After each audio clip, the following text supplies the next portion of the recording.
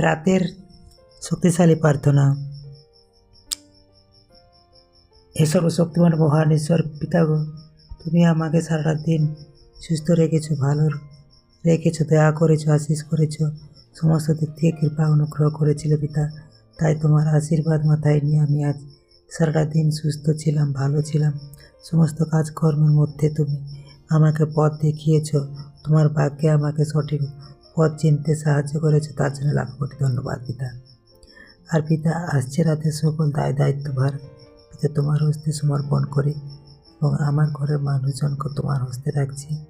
আত্মীয় স্বজন, বন্ধু বান্ধব, পাড়া প্রতিবেশী, গ্রামের সমস্ত মানুষজনকে তোমার হাতে রাখি এবং পরিচিত অপরিচিত এবং অফলাইন অনলাইন সমস্ত বন্ধু বান্ধবকে তোমার হাতে রাখি পিতা।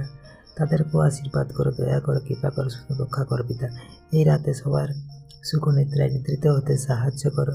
তুমি নিজে উপস্থিত থেকে পিতা তোমার স্বর্গদূত দিয়ে পিতা সারা রাতের আমাদের ঘুমকে সুখনিদ্রায় নিদ্রিত করো, আগলে রাখো আমাদেরকে, আমরা যেন সুখনিদ্রায় নিদ্রিত হতে পারি। কোনো ঘুমের মধ্যে দুঃস্বপ্ন, স্বপ্ন যেমন না আমরা পাই পিতা। আর আমাদের শরীরে কোনো শারীরিক মানসিক কোনোভাবে যেন প্রবলেম না আসে, সেই দয়াও আশিস করো পিতা।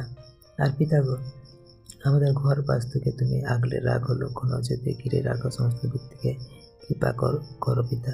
কোনো অশুভ ছায়া যেন আমাদের ঘরের উপরে আসতে না পারে, শত্রু শয়তান যেন কোনো আক্রমণ না করতে পারে পিতা। তুমি সঙ্গে থেকো, পাশে থেকো, রক্ষা করো।